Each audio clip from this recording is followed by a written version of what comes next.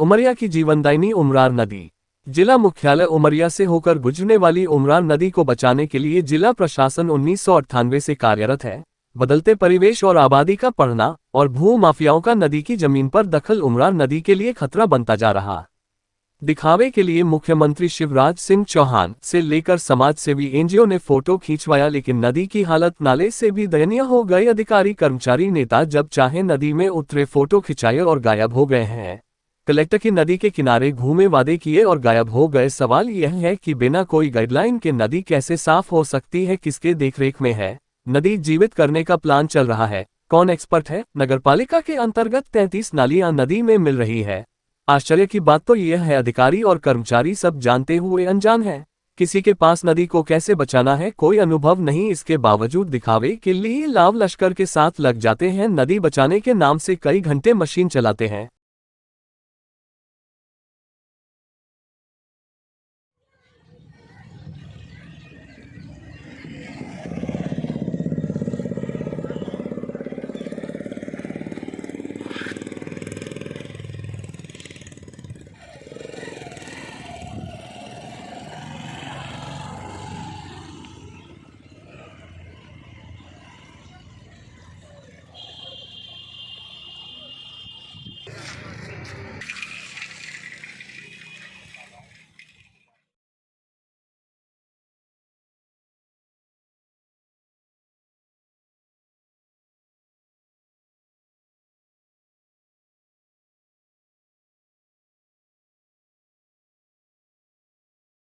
Diesel और पैसा बर्बाद करते हैं अधिकारी और कर्मचारी को। नदी के चारों तरफ से गंदी गालियों का पानी और मलबा अगर नदी में मिलना दिखता नहीं है, नदी में गंदा पानी ना मिले, इस पर कोई काम होता नहीं। अधिकारी कर्मचारी के संरक्षण में नदी को अतिक्रमणकारियों ने अपने आगोश में ले लिया है। अब तो साफ करने वाले भी मानते हैं कि प्रशासन के पास कोई नियम कानून कायदा नहीं है।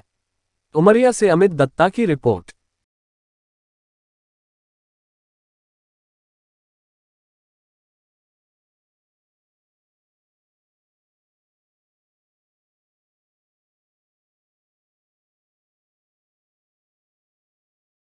के देख रेख में उमरार नदी की सफाई का एक कार्यक्रम रखा गया है, जो काफ़ी अच्छी तरह से चल तो रहा है, लेकिन नदी सफाई को जिस तरह से की जा रही है, क्या सही है ये? क्या किसी के देख रेख में सफाई हो रही है? कौन है इसका विशेषज्ञ जो नदी पुनर्जीवन के लिए काम कर रहा है? नदी प्राकृतिक हमारे संसाधन है और उमरिया जिले में उमरार नदी जिले की पहचान है। नदी का संरक्षण, उसकी सफाई, उसकी देखरेख, उसकी चिंता करना हम सभी का दायित्व है। हम सभी को उसकी चिंता करना चाहिए।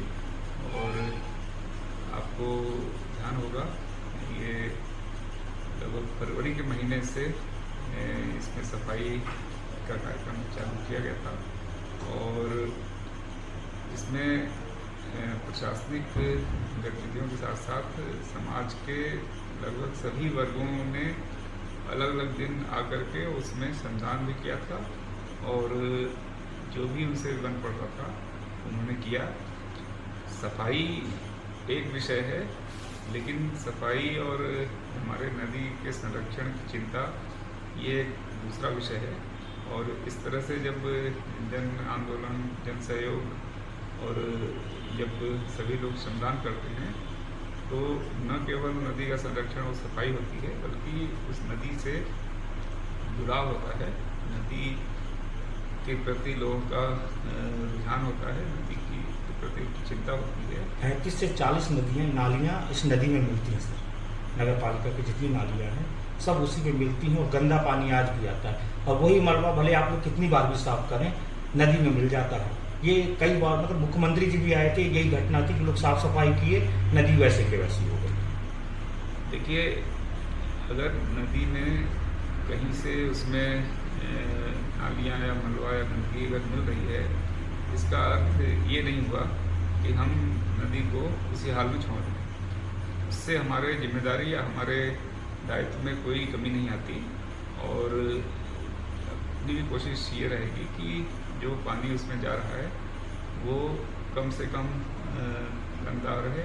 इसीलिए जो हमारा कलेसर घाट है, इसमें हमने नगर पालिका के स्तर से उसके फिल्टर लगाने का भी प्रयास किया है और जो मेजर जो कलेसर घाट में जो पानी मिल रहा है वो फिल्टर होके अब जाएगा। और जहाँ तक पूरे जो मुरार नदी में जो क्या नाम है आपका? मोहम्मद कमालुद्दीन। ये नदी कौन सी है? ये नदी 10 में भी पड़ती है और पुराना 10 में भी। नदी का नाम क्या है? नदी का नाम उमरार है। ये जो गंदी है जी, इसके बारे में क्या कहेंगे आप? अब इसके बारे में क्या सुनो, अब कलेक्टर साहब आए थे, देख सुन गए थे, फिर इसके बाद 2 महीने हो गए, कोई नहीं आया। कि इस नदी में कहाँ से कितनी नालियों का पानी मिलता है? इसमें 3-4 जगह से पानी मिलता है। एक यहाँ ब्रिज के आगे से, एक ये है, एक डुमरान टोला से, 3 जगह से पानी मिलता है नाली के। ये नाली सफाई कभी नदी होती है? कभी नहीं होती है। जब से वो 3 साल सफाई होगी तो और उसकी सिस्टम खराब हो गया नदी नदी के। सफाई अभियान जो प्रशासन चलाता है या जी। लोग चलाते हैं, जी, क्या ये सही है? सही है मगर सही होता नहीं है। नाम है आपका? जितन प्रताप से। जितन भैया, ये जो नाली है किसमें कहाँ मिल रही है जाके? ये पूरी नदी में मिल रही है सर। कितने जो नाला है कितने घरों का पानी इसमें आता होगा? सभी घरों में आता है सर। और ये जो सेप्टिक टैंक पीछे दिख रहा है ये लेटरिन बाथरूम है सर। इसका भी पानी क्या नदी में मिलता होगा? सब इसी में मिलता होगा, उसी में जाएगा, नदी में ही जाएगा। अब यहाँ तो पूरा नदी नाला ही है, नाली ऐसे बना के दिए तो नदी में ही घुस रहा है पानी। जो है सब नदी में ही जा रहा है, नदी नाले में तो हो नहीं रहा है, तो फिर वैसे के वैसे हो जाता है। लेकिन क्या ज़मीनी हकीकत पे जिस तरह से कार्यक्रम चलते हैं उसकी सफाई योगदान को लेकर, चाहे जिला प्रशासन हो चाहे स्वयं जो भी करता हो, क्या ये सही है? देखिए, माननीय कलेक्टर साहब के डी त्रिपाठी जी के अध्यक्षता में हम लोगों ने NGO है, हमारे स्व सहायता समूह थे और बहुत सारे संगठन ऐसे थे जिन्होंने अपना एक दिन का सहयोग, 2 दिन का सहयोग दिया। जैसे गायत्री ट्रस्ट ने भी सहयोग दिया, सिंधी समाज ने दिया, वैश्य समाज ने दिया और आपके व्यापारी संगठन का भी सहयोग था।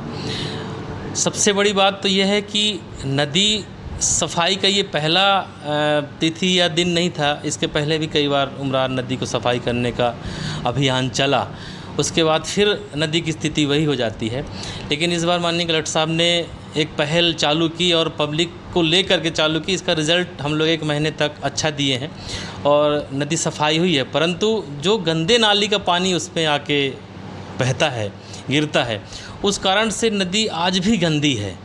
इस पे हम लोगों ने एक हमारी बैठक हुई थी, उसमें RS विभाग, नगर पालिका, लगभग सभी लोग थे और उसमें ये भी बात आई थी कि एक केमिकल की कोई गोली आती है, उसको डालने से पानी साफ़ होता है, पर ऐसा उसमें शायद उचित नहीं समझा गया या नहीं हुआ।